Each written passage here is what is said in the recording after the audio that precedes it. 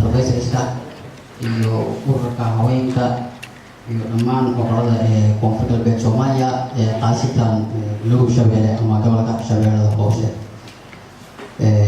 sidaan saaki ilaa hadda halkan aan sugnahay barnaamijyo kala duwan oo ku saabsan shirka wadatashiga koonfur galbeed Soomaaliya qaasatan gobolka Shabeellada Hoose war-saxaafadeed shirar wadatashi oo ay isu yimaadeen maanta 11 Janaayo sanadka 2019 qaar ka tirsan ururada bulshada oo uu soo qaban qaabiyay golaha badbaadada koonfur galbeed Shabeellada Hoose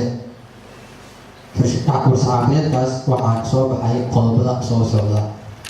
lambar 1 xasilooni daro kusoo kordhaysa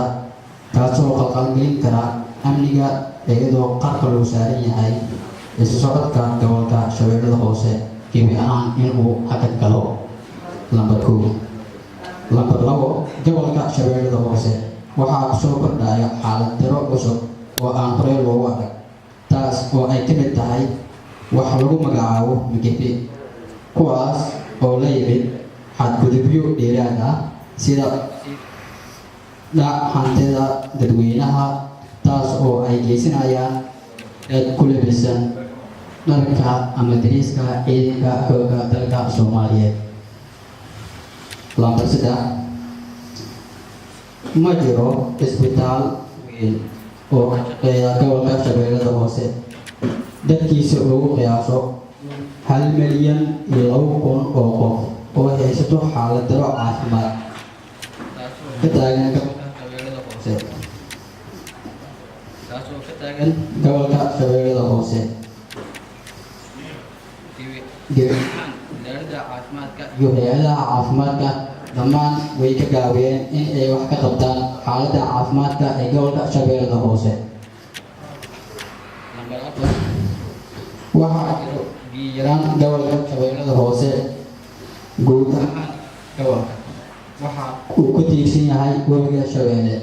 sidaas darteed webiga ma gaaro guud ahaan degmooyinka gobolka Shabeellada Hoose gaar ahaan degmada Sablaale kadib dowladii kacaankii dhexe markay burburtay waxaa meesha ka baxay kaabayaasha dhaqaalaha sida webiyada iyo buundooyinka iyo kanaalada dadka degmooyinka Kurtuni iyo Sablaale ma gaaro gebi ahaan caaqil oo wax loo yaqaano biyaha waraabka ee beeraha lambar 5 xaaladda waxbarasho la'aan oo ay haysato gobolka Shabeellada Hoose sida aan hore u sheegnay gobolka Shabeellada Hoose waxaa ka jirto xaalad waxbarasho dari iyo goobaha waxbarashada oo yar awood markii dowladii kacaankii dhexe ay burburtay iskuulada qaarkood waa la tiriqeystay waxaa jira iskuulo yar oo private sector ah dhammaan iskuuladii dadweynaha loogu talagalay halkaas ayay ka baxeen taasi waxay sababtay in ay keento in la waayo waxbarasho oo tayo leh mise afka qalaad wax lagu yaqaano quality education lambar 6 shaqo yaraan haysto dhalinyarada wax baratay ee gobolka Shabeellada Hoose ka soo jeedaan taasoo gebi ahaanba aysan helin fursado shaqo dhanka dowladda federaalka ee Soomaaliya iyo dhanka maamul goboleedka koonfur galbeed ee Soomaaliya taasoo sababtay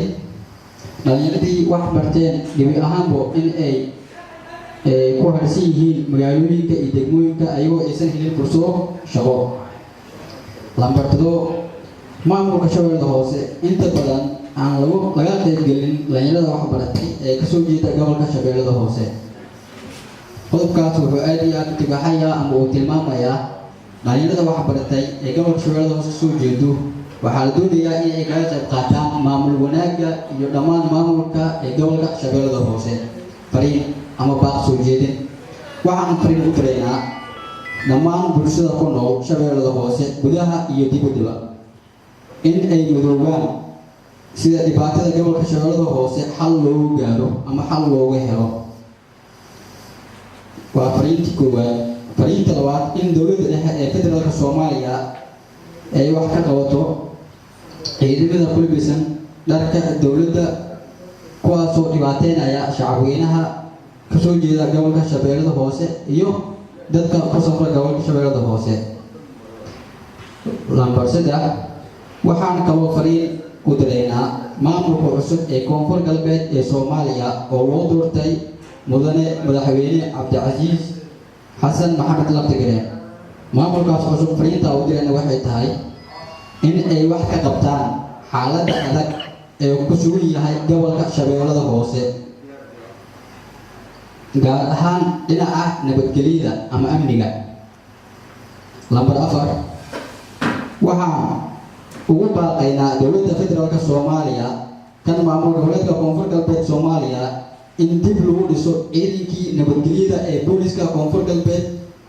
ee Soomaaliya ee laanta gobolka Shabeellada Hoose, lana howlgeliyo saraakiisha iyo ciidamadii loo tababaray gobolka Shabeellada Hoose ee hore banaanka uga tagay. mahadsanidin golaha badbaadada Koonfur Galbeed ee Soomaaliya qaybta Shabeellada Hoose. waa mahadsanidin.